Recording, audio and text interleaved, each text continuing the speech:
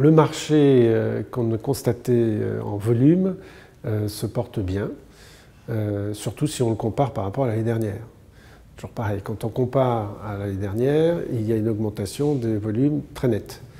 En revanche, quand on compare à la période de fluidité que nous avions avant la crise financière de 2009, on est encore à des chiffres inférieurs de 15 à 20%.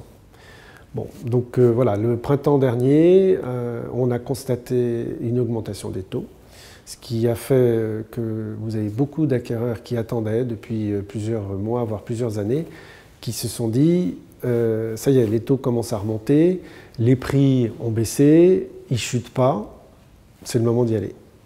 Et donc, du coup, cette concentration assez importante d'acquéreurs a vidé quelque peu les stocks qui étaient dans les agences, et forcément, ça a créé une petite tension avec une conséquence sur les prix, c'est que les prix ont commencé à remonter.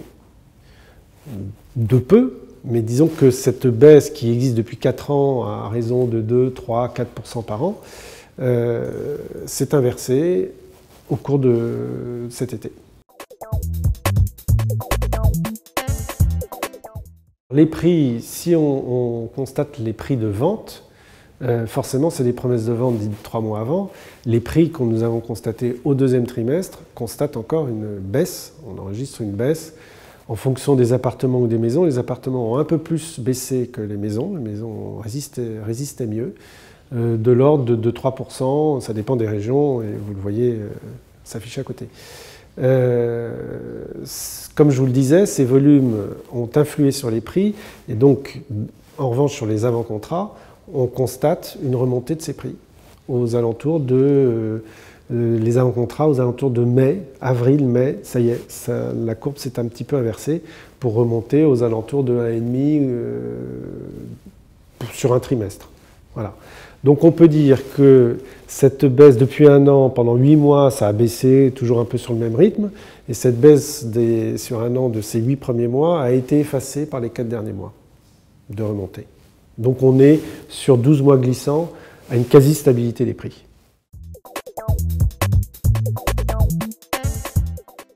Le marché, déjà depuis quand même quelques mois, voire quelques années, en région parisienne et surtout sur Paris, est vraiment un marché d'utilisateurs. Vous avez pu le phénomène de la pierre refuge qui existait dans les années 2010-2011, qui avait été à l'origine de cette remontée violente de prix. Ces investisseurs ne sont plus ou quasiment plus sur le marché. Donc vraiment, c'est un marché d'utilisateurs. Et ces utilisateurs, qu'est-ce qu'ils ont vu? Ils ont vu que les taux s'inversent, les taux d'intérêt remontent. Donc, effet déclencheur, il faut y aller. Parce que ces mêmes acquéreurs attendaient que les prix baissent, mais ils se disent entre la fourchette, je suis pris là vraiment dans une fourchette, entre les prix qui baissent, ils sont peut-être en train de remonter, les taux remontent, il faut qu'on y aille. Donc ces acquéreurs-là, ils sont là. Et ils sont encore là, y compris maintenant, là en septembre, on les voit dans les agences, ils sont là.